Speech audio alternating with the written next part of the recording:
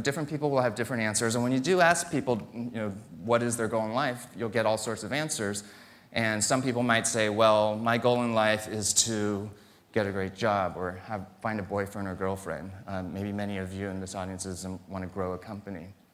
And then I would ask yourself why, and think about why, whatever you thought of, why is that your goal in life? And then if you ask different people this question, you'll get different answers.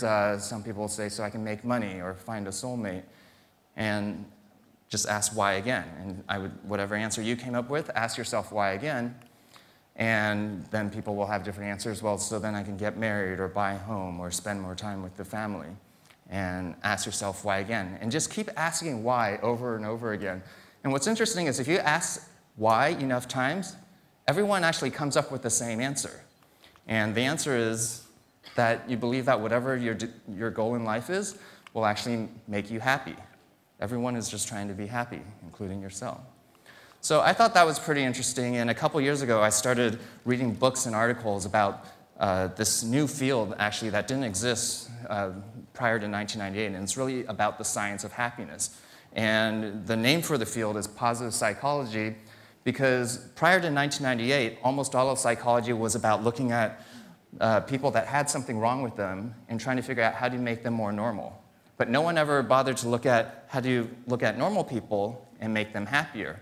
And so I thought that was pretty interesting. And one of the things I learned from the research and reading all the articles is that people are very bad at predicting what will actually make them happy in the long run. Most people think, once I get this, then I'll be happy. Or once I achieve this, then I'll be happy. But all the research shows people are just wrong. You look at lottery winners, people that win the lottery, and look at their happiness level right before winning the lottery, and then look at their happiness level a year after winning the lottery, and you find that a year later they're the same or even possibly lower in terms of their levels of happiness. So I thought that was pretty interesting, and then I realized at Zappos I'm spending a lot of time really learning about the science of a lot of parts of the business, about new customer acquisition or repeat customer behavior, website conversion, and so on. If the ultimate goal is happiness, and I don't know what the right percentage is, but what if you spent just some % of your time actually learning about the research that's already been done on the science of happiness, then how much happier can you be? So if you look at this, a lot of people go through their entire lives trying to reach the final destination of happiness. But what if by learning a little bit about the science of happiness, you can take a shortcut and go straight to the happiness and avoid a lot of the extra work? And so I thought that was pretty interesting. So I just wanted to share with you a few different frameworks of happiness that I've come across in the articles and books that I've read. So the first framework is that happiness is really just about 4 things: perceived control, perceived progress, connectedness, meaning the number and depth of your relationships, and vision or meaning, being part of something bigger than yourself and more that has meaning to you.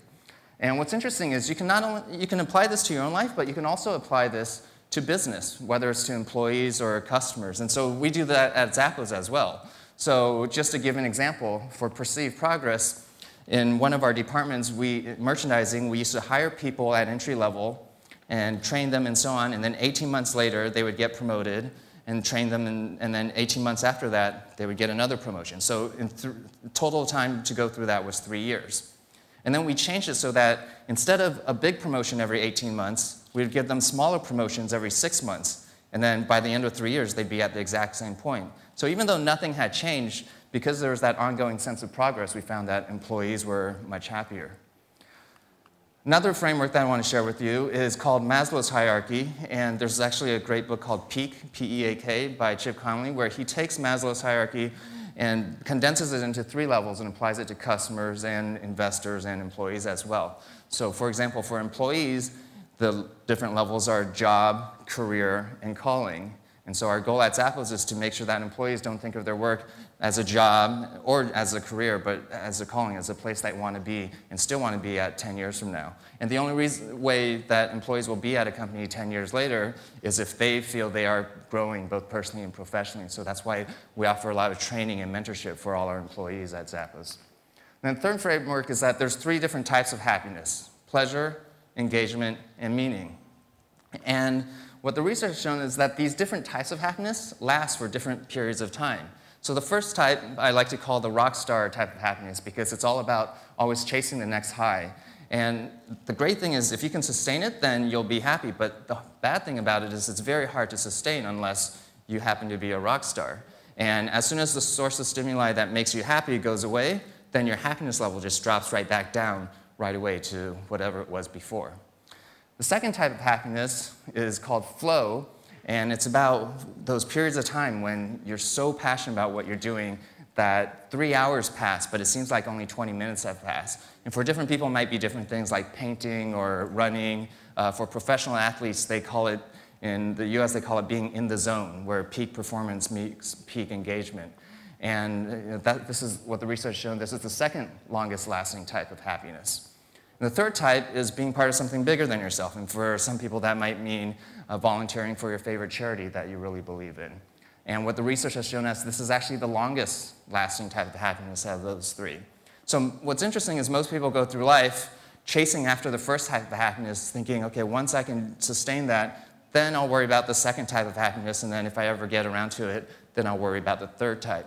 But based on the data from the research, the proper strategy is actually figure out the third type of happiness first, then layer on top of that the second type of happiness, and then the first type of happiness, if you can put it on top of that, is just kind of a bonus. So what I find, so there's different books I would recommend, and I'll make this presentation available, so you don't need to write all of these down. And also these links will be available. And so just email me, ceo@zappos.com, for a copy of this presentation. And I also want to make this book available for free. We'll send it out to you. It's basically a culture book where all our employees write a few paragraphs about what the culture is like at Zappos. And our whole belief is that if we get the culture right, then most of the other stuff, like if we can make employees happy, then making customers happy will just happen naturally on its own. So we'll send this to you for free, but it's a physical book, so we need your mailing address. And if you're ever in Las Vegas, we offer tours to the public, because we're based out of Las Vegas. And just go to tours.zappos.com or email ceo@zappos.com, and we give tours Monday through Thursdays. It takes about an hour. We'll pick you up from the airport and then drop you off at your hotel afterwards. So you can really see what a culture based on trying to make employees happy really feels like, because it's not something that you can really understand until you actually witness it yourself and experience it yourself. So for the research in terms of good to great and tribal leadership, and there's actually plenty of other research that shows the great businesses in the long term are ones that have figured out how to combine profits, passion, and purpose. And what I thought was really interesting is that if you look at the research of the science of happiness, the happiest people are ones that can combine pleasure, passion, and purpose. So really, the difference between personal happiness in terms of the research that comes out of the science of happiness and what makes for great business, they're really just different scales of really the same thing. And so I thought this was really interesting, that you can really just apply this research from happiness into making a business great as well.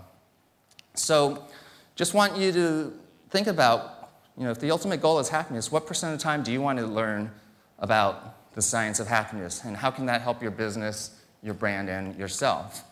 And if all the research shows that companies that have a vision beyond just profits or being number one in the market, companies that have a higher purpose actually end up being the great companies that perform well financially in the long term. And those are the ones that do well. And if you think about on the science of happiness, what all the research has shown, that if people with a higher purpose or being part of something bigger than themselves, that actually makes them happier as well. What is your company's higher purpose? And what is your higher purpose? And so if through this you've been inspired to make customers happier, or you've been inspired to make your employees happier, or you've been inspired to learn more about the science of happiness to make yourself happier, if that's happened, then if any of those things have happened, then I'll have done my part in helping Zappos achieve our higher purpose. And our higher purpose at Zappos is really just about delivering happiness to the world. Thank you very much.